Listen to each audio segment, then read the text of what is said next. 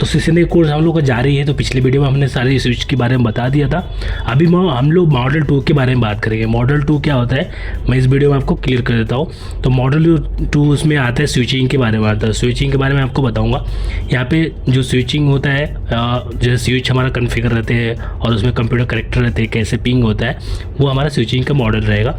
तो मॉडल 2 में हम लोग स्विचिंग के बारे में बात करेंगे। सपोज मेरे पास एक स्विच है और यहाँ पे 4 कंप्यूटर हमारे पास कनेक्टेड है। तो ये सारे पोर्ट आपस में पोर्ट से कनेक्टेड है। हम पोर्ट के बारे में पिछले वीडियो में बता रखा है आपको, ठीक है। तो इसके चारों पीसी के अलग अलग मैक आईडी रहेंगे, ओके। तो मैक आईडी जो है, एक पीसी का मैक आईडी सपोज हमारे पास ए करके है, दूसरा बी करके है। ऐसा मतलब मैं एक मान के चलता हूँ इसका मैक आईडी ये है, ओके।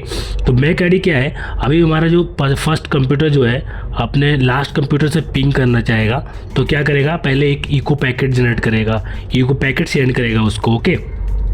तो ये इको पैकेट किसके पास जाएगा, स्विच के पास जाएगा। तो स्विच क्या करेगा, सबके पास ब्रॉडकास्ट करेगा। फर्स्ट टाइम स्विच क्या करता है, ब्रॉडकास्ट करता है। इतना ध्यान रखिएगा दोस्तों कि फर्स्ट टाइम स्विच ब्रॉडकास्ट करेगा तो ये पैकेट क्या होगा, सबके पास जाएगा। तो सबके पास जाएगा तो जिसके लिए डाटा गया रहेगा वो एक्सेप्ट करेगा, बाकी सब डिक्लाइन कर देंगे।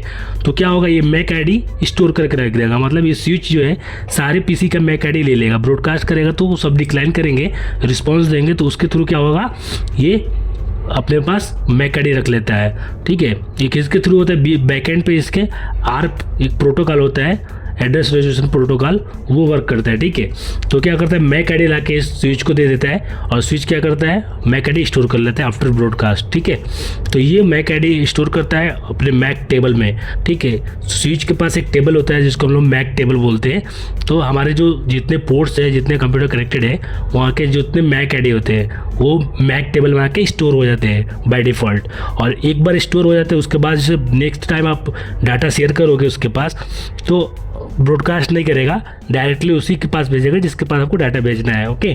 तो ये फर्स्ट टाइम ब्रॉडकास्ट करता है, उसके बाद से ये ऑटोमेटिक भेजता है। शो कमांड होता है, शो मैक एड्रेस टेबल, ठीक है। यहाँ पे स्विच पे जाके प्रिविलेज बोर्ड पे show MAC dash address dash table, इसको कमांड पे रन करेंगे तो ये कमांड आपको शो करेगा कितने मैक आईडी यहाँ पे कनेक्टेड है, ओके। तो मैं ये प्रैक्टिकल करके आपको दिखाऊंगा, ये स्विच पे आपको प्रैक्टिकल करके दिखाऊंगा, कमांड को रन करके दिखाऊंगा कैसे कमांड रन करते हैं और कैसे काम करते हैं कमांड, ओके।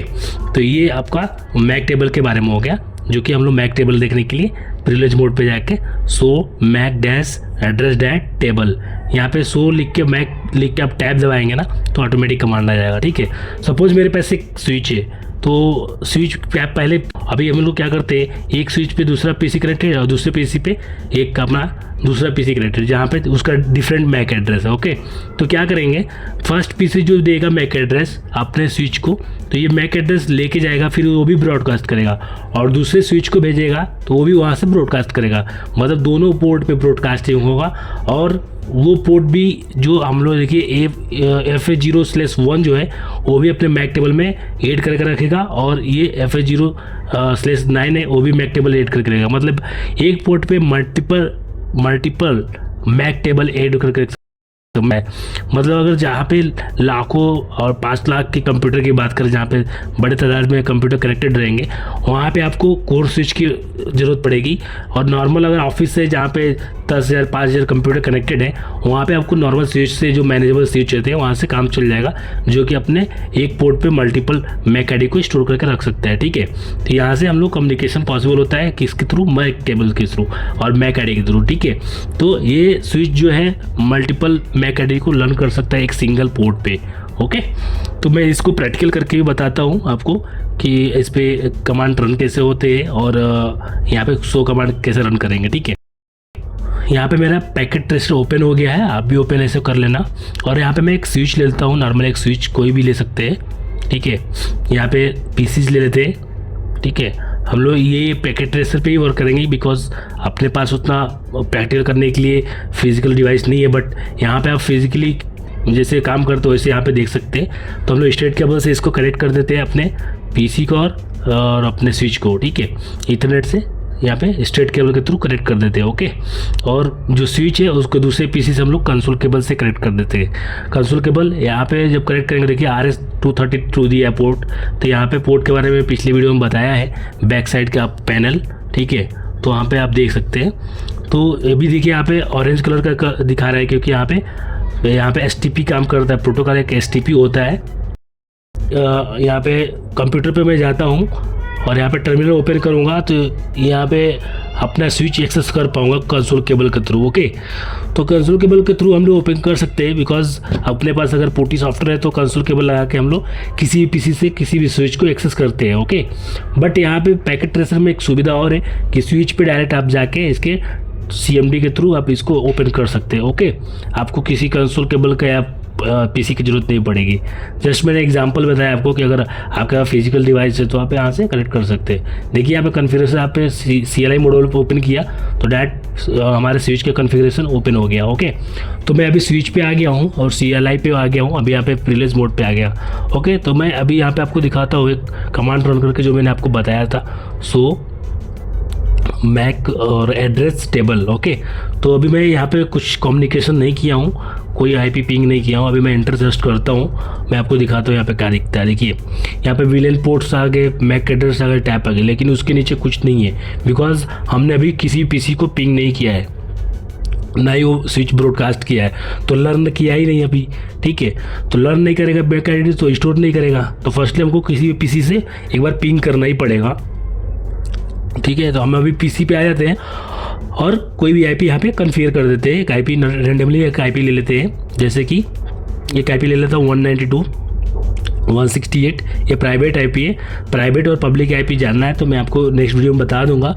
ठीक है, कि प्राइवेट IP और पब्लिक IP क्या होता है। देखिए मैंने टैब दबाया तो यहाँ पे सबनेट मास्क आ गया, जो क्योंकि ये C क्लास की IP है, तो यहाँ पे तीन ऑक्टेट जो होते हैं नेटवर्क बिट होते हैं। तो देखिए यहाँ पे .255.255.255.0 आ गया है। ओके, टैब दबाने से फिर मैं दूसरे पीसी भी जाता हूँ, इसी रेंज का मुझे IP देना रहेगा, बिकॉज हमारे पास राउटर नहीं है। राउटर होगा तो हम लोग डिफरेंट IP, क्या राउटर क्या करता है, डिफरेंट नेटवर्क को कनेक्ट करता है, लेकिन हमारे पास राउटर नहीं है तो हम लोग सेम नेटवर्क रखना पड़ेगा, नहीं तो ये पिंग नहीं करेगा। ओके, स्विच क्या करता है, डिफरेंट नेटवर्क को कनेक्ट नहीं करता। ओके, अभी मैं CMD पे आके इसके और यहाँ पे मैं पिंग करता हूँ। ओके, दूसरे वाले पीसी को 192.168.0.11 मैं जैसे एंटर करूँगा और ये पिंग होगा, देखना अभी मैं इसको पिंग जैसे करूँगा, देखिए स्टार्ट हो गया।